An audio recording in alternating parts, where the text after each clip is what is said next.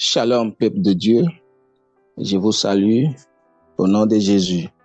Amen. Amen. Alors, nous bénissons le nom de l'Éternel pour ce moment qu'il nous a encore donné pour partager sa parole. Alors, lorsque je priais pour voir qu'est-ce que le Seigneur a pour nous à ce moment, il m'a donné un simple thème, mais c'est un peu profond, et que le cordon ombilical doit être coupé. Le cordon ombilical doit être coupé. Qu'est-ce que cela est en train de nous dire? Vous savez, lorsque l'enfant est encore dans le ventre de sa maman, et tout ce que la mère mange, tout ce que la maman fait, elle se nourrit à travers cet cordon ombilical. Vous voyez?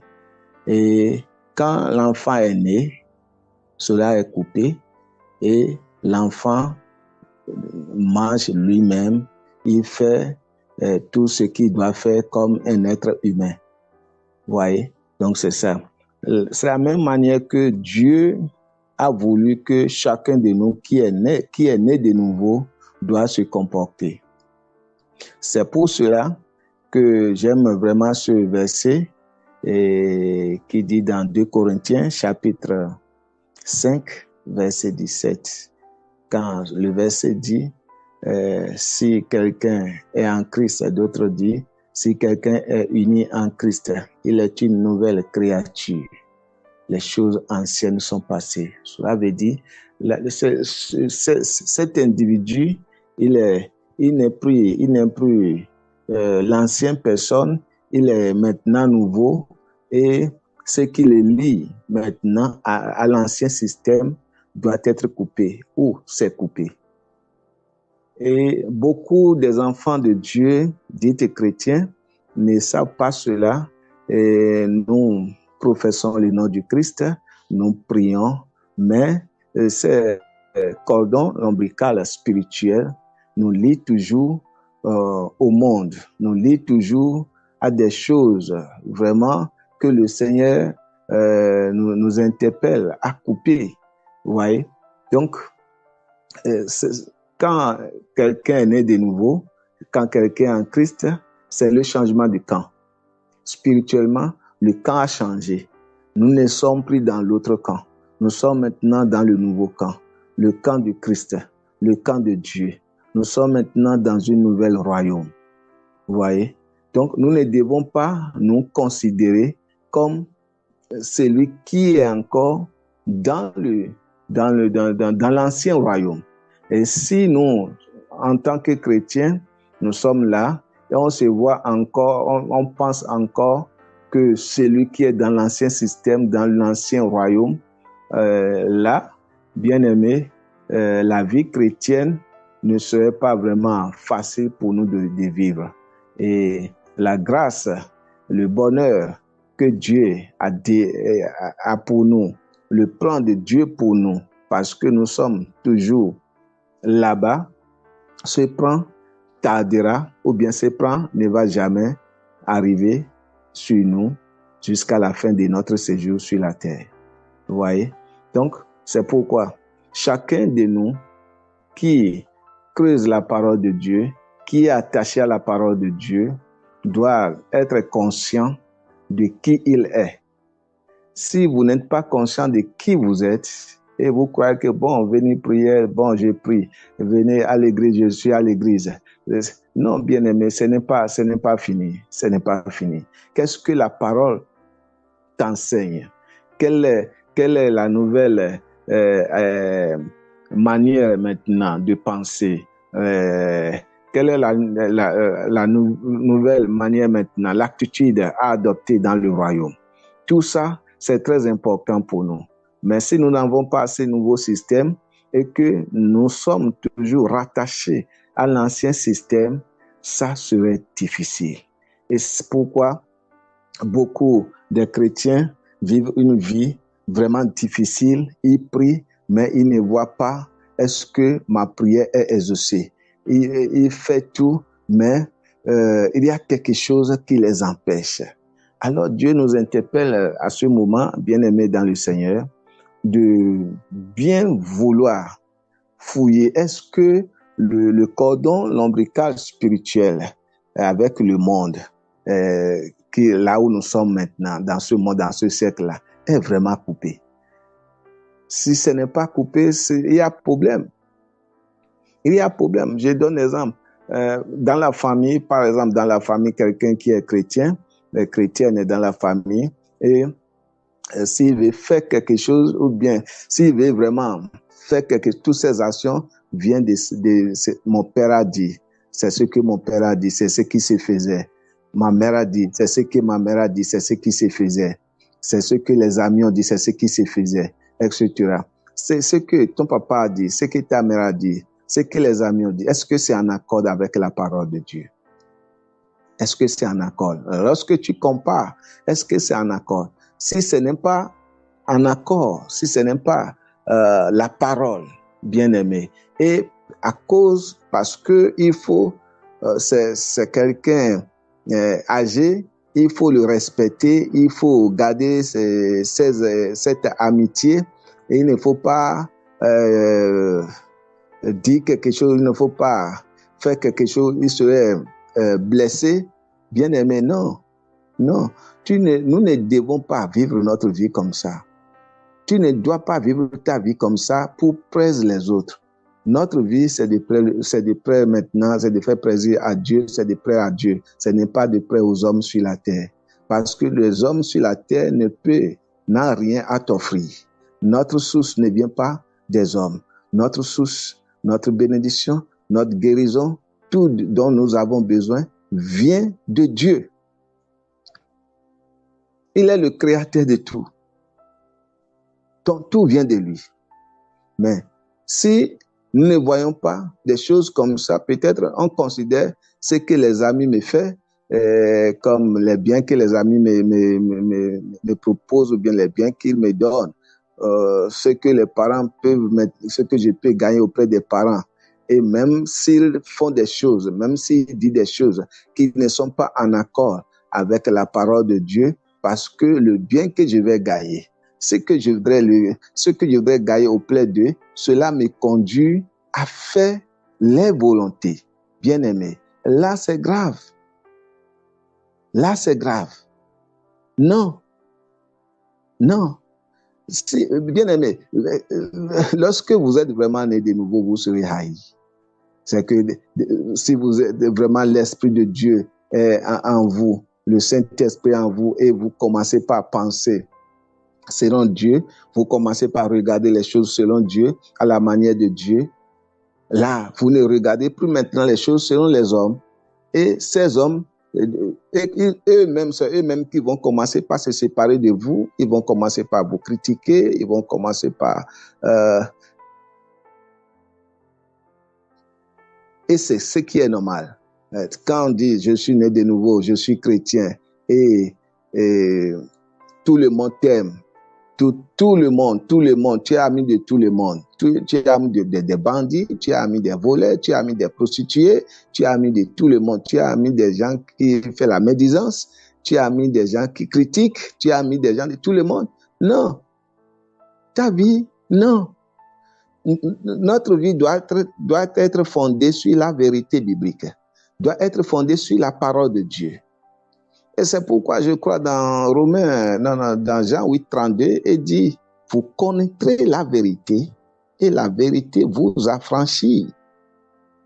Vous connaîtrez la vérité. C'est la vérité que tu as connue, bien-aimé dans le Seigneur. C'est cette vérité qui t'ouvre le chemin. C'est cette vérité qui te donne la guérison. C'est cette vérité qui te donne la prospérité, l'argent. C'est cette vérité qui te guérit, qui te fait tout. Mais si tu ne connais pas cette vérité et tu ne veux pas, ou bien tu connais, tu as entendu, mais tu ne veux pas vivre cette vérité, comment tu peux maintenant acquérir, comment tu peux maintenant avoir ces choses, ces promesses que Dieu a promis? Comment? Parce que vous connaîtrez la vérité. Et la vérité vous fait quoi? Vous affranchit. Mais tu as connu la vérité et tu ne veux pas rester sur la vérité à cause de ci, de ça. Ah, Jésus a dit non, ce n'est pas ça. Tu n'as pas encore commencé.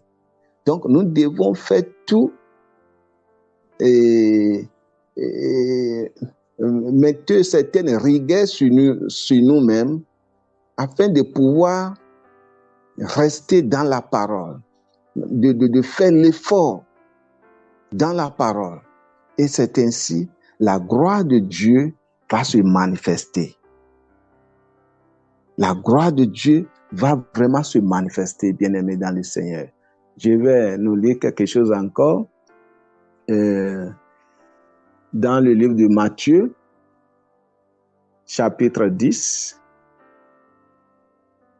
partie de Matthieu chapitre 10, du verset 22 au verset 22. Matthieu 10, pas du verset 22. Il dit ceci, verset 22, 23, 24. Je vous lis. Il dit, vous serez haïs de tous à cause de mon nom. C'est le Seigneur Jésus qui nous parle. Si l'ombric, le cordon spirituel, bien le cordon ombilical spirituel est coupé, voilà ce qui va se passer. Vous serez haïs de tous à cause de mon nom. Mais celui qui persévérera jusqu'à la fin sera sauvé. Le verset 22, c'est ce que ça dit. Vous serez haïs de tous. À cause de qui? De son nom. Quand tu es né de nouveau, le nom de Jésus automatiquement est inscrit sur toi. L'ancien nom qui est sur nous est enlevé. La mort prématurée, la dette, mariage instable, tout ce qui est de l'ennemi est détruit. Vous voyez? Et quand l'ennemi voit ça, que vous avez changé du camp, quand l'ennemi voit ça, qu'il y a une autre force qui est en train de vous conduire, l'ennemi, lui, il ne serait pas d'accord. Là, il fait tout pour vous combattre. Et c'est ça. Et c'est pourquoi Jésus dit, vous serez haïs de tous à cause de mon nom. Mais celui qui persévère, quand on dit persévérer, ça veut dire, il y a problème. Mais tu ne regardes pas les problèmes, tu ne regardes pas les difficultés, tu ne regardes pas la médisance, tout ce que les hommes te font, tu ne vois pas ça, tu vois le Seigneur, tu vois la gloire. Dans toutes ces persécutions, tu vois la gloire, tu vois le Maître. Et tu crois maintenant au Maître. Ce nouveau chemin, tu le suis. Et tu persévères jusqu'à la fin. Et c'est en ce moment, il dit, vous serez sauvés. Le verset 23 dit, quand on vous persécute dans une ville, fuyez dans une autre. Je vous le dis en vérité, vous n'aurez pas achevé parcourir les villes d'Israël que le Fils de l'homme serait venu. Cela veut dire, bien-aimé dans le Seigneur, en tant que chrétienne sur la terre, sur cette planète terre que nous sommes, la persécution, les problèmes n'en manquent pas, mais le Seigneur nous a déjà donné la victoire. Nous a déjà donné vraiment la victoire. Si vraiment nous avons vraiment quitté, nous avons vraiment coupé cette cordon ombilical spirituel qui nous lie avec le monde, qui nous lie avec les gens, et nous sommes rattachés directement maintenant au Seigneur. Voilà, à des moments donnés, voilà des choses qui peuvent arriver. Vous voyez, et c'est sous forme d'une croix, et chacun doit porter sa croix. Vous voyez, donc, et cette croix, bien aimée, c'est une croix vraiment légère.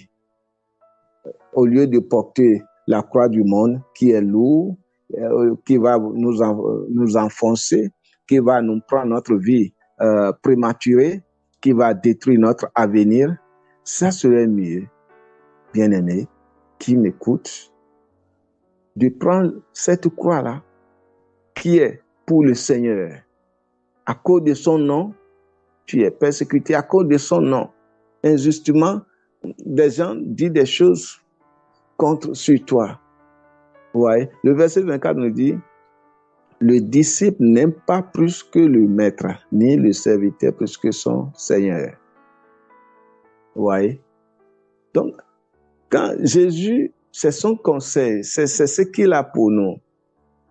Mais beaucoup des hommes, beaucoup des femmes chrétiennes ne veulent pas vivre, ils veulent garder toujours c'est l'ancienne chose qu'ils avaient, l'ancienne voie qu'ils connaissaient. Non, tu ne peux pas garder l'ancienne voie pour pouvoir marcher avec le Seigneur. Dès que nous sommes dit oui, oui, maître, dès que nous nous sommes dit oui, bien-aimé, notre voie a changé.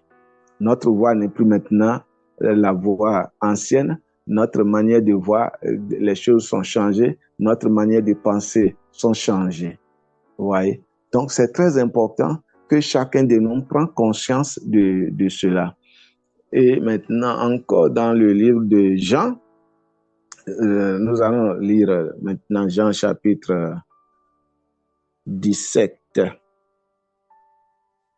Jean chapitre 17. Jean chapitre 17, je lis le verset 14.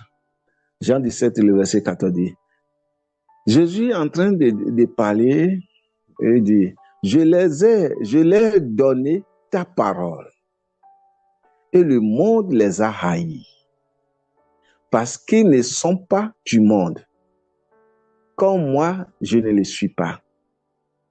Ouais, le cordon lombrical ou spirituel qui les relie au monde, la parole de Dieu a coupé cela. Parce que le Maître nous a donné sa parole, nous avons compris cela, nous savons maintenant que nous ne devons pas marcher selon le rythme du monde. Nous ne devons pas prendre les conseils que les méchants nous donnent, les pécheurs nous donnent. Vous voyez, nous ne devons pas faire comme ce qu'ils veulent. Parce que quand vous faites la volonté de ces personnes-là et que vous ne faites pas la volonté du Maître, cela veut dire que vous êtes toujours dans l'autre côté. Et lorsque vous êtes toujours dans l'autre côté, bien-aimé, bon, c'est bon de dire je suis en Christ, Christ est en moi, mais en réalité, dans la vie spirituelle, Christ ne se voit pas lui-même en vous. Il ne se voit pas lui-même en vous parce que vous êtes là, mais vous ne faites pas sa volonté. Vous travaillez, vous êtes là, mais vous travaillez toujours pour l'ennemi. Vous laissez l'ennemi de vous utiliser. Il utilise votre âme, il utilise votre corps, il utilise tous vos membres que le Seigneur vous a donnés. L'ennemi utilise vos yeux, il utilise vos pieds. Bien-aimé, non. Non. Le verset 15 dit, je ne te prie pas de les ôter du monde, mais de les préserver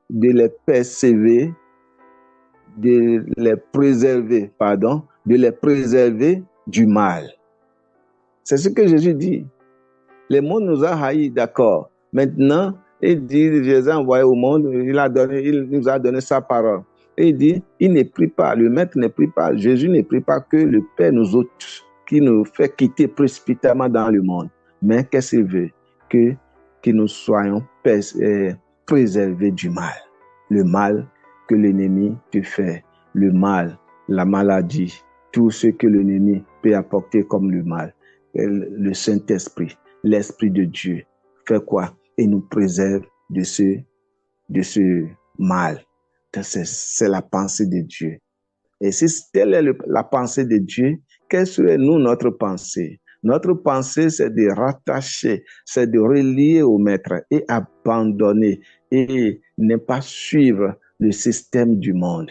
Le système du monde te dis, bon, tu n'as pas l'argent, quelqu'un te propose d'aller vendre du drogue, parce que aller vendre du drogue, il y a des milliards dedans, il y a des millions dedans, et quelques heures ou bien quelques jours de travail, tu vas gagner au moins 25 millions. Bien-aimé, est-ce que c'est la voie de Dieu pour toi d'être riche? Et c'est cette manière que Dieu veut te bénir? Est-ce que c'est de cette manière?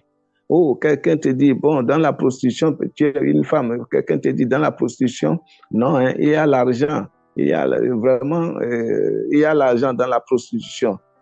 Et toi, chrétien, et qui va à l'église, qui prie, qui parle, qui prie en langue, et tes amis ont proposé cela, et tu as vu comment ceux-là, vraiment, qui vivent dans ces gens de débauche, tu vois comment leur vie, les choses évoluent pour eux, ils ont de l'argent, ils ont ci, ils ont ça. Bien-aimé, je veux te dire quelque chose, ils ont vendu les âmes à Satan. Et les fins, c'est problème. Les fins, c'est malheureux. Comment toi, tu peux accepter ces gens de conseils parce que tu viens les choses matérielles, les choses éphémères, les choses qui vont se dissiper. C'est de vapeur. Ça va se dissiper en un clin d'œil. Et tu acceptes cela et vendre ton corps. Aller faire ce que tu ne devais pas faire. Bien-aimé, non. Et c'est pourquoi Jésus dit, je les ai donné la parole. Parce que c'est la parole, celui qui tient la parole. Celui qui tient la parole, celui-là, il a gagné sa vie. Celui qui s'accroche à la parole, celui-là, il a vraiment sauvé sa vie. Mais celui qui écoute la parole et qui ne s'attache pas à la parole et qui ne voit pas l'importance de la parole, qui ne voit pas le pouvoir de la parole, celui-là, il a tout, il est là, mais il est perdu. Moi, je dis aux gens, vaut mieux de ne pas être chrétien que de venir à la maison, de dire, je suis chrétien, mais vous êtes enfant de Dieu, mais vous ne faites pas la volonté de Dieu. Cela sert à quoi? Si vous voulez rester dans le monde, tester le monde, restez.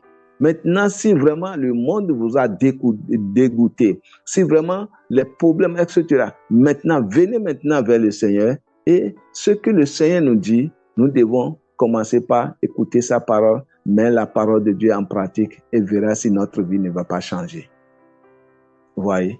Donc, c'est très important pour nous de regarder, de voir les choses dans cet aspect et faire tout par l'aide du Saint-Esprit que certaines choses commencent par couper de nous, certaines choses commencent par, nous allons commencer par laisser certaines choses qui, au vu d'œil de ces choses, c'est comme tu es béni, c'est comme c'est bon, mais avec le Seigneur, c'est du poison que tu prends. C'est du poison. Donc, cessons de prendre des poisons et prends maintenant la vie, qui est la parole de Dieu. Vous voyez, le verset Jean chapitre 17, verset 17. Jean 17, 17. Qu'est-ce que Jésus dit ici? Il dit, sanctifie-les par ta volonté. Ta parole est la vérité. Sanctifie-les par ta volonté. Ta parole est la vérité. Bien-aimé, oui. La parole que nous écoutons, elle nous sanctifie. Parce que ce que nous écoutons fait de nous qui nous sommes, qui nous serions. Et si nous sommes, si l'ombre vraiment est coupé, si c'est vraiment coupé, bien-aimé, nous n'allons pas continuer à être encore se nourrir de l'ancien système. Parce que si vous continuez à se nourrir de l'ancien système, vous vous détruisez vous-même. Et là, si c'est en Afrique, les gens vont dire la sorcellerie est en train de me poursuivre. La sorcellerie est en train de me faire ci. La malédiction. Les gens parlent mal de moi. Et des gens ont jeté sort sur moi. Non, il n'y a pas. aucun sort qui a été jeté sur toi, bien-aimé. Romains 8, Romains 8, je viens, Romains 8, le premier verset. Romains 8, le premier verset dit ceci: il n'y a donc maintenant aucune condamnation pour ceux qui sont en Jésus-Christ. Il n'y a. Donc, ce qui nous condamne, c'est que nous-mêmes, nous ne sommes pas conscients de notre personnalité, du nouvel système. Nous ne sommes pas conscients du nouvel royaume. Lorsque vous n'êtes pas conscient du nouvel royaume, vous voyez, et vous dites vous êtes dans le royaume et vous ne faites pas la volonté de ce royaume, l'ancien système vont vous suivre dans ce royaume. Ça va continuer vous condamner, il va amener la maladie, il va amener la pauvreté, il va amener tout genre de problèmes, même des problèmes que lorsque vous n'étiez pas même en Christ, lorsque vous n'avez pas même écouté la parole de Dieu, à des moments donnés, ici, parce que vous ne voudrez pas faire la volonté de Dieu, ça devient pire. Et en ce moment, nous entendons des paroles comme ceci. Oui, je suis en Christ. Oui, mais vraiment, ma vie, je ne sais pas.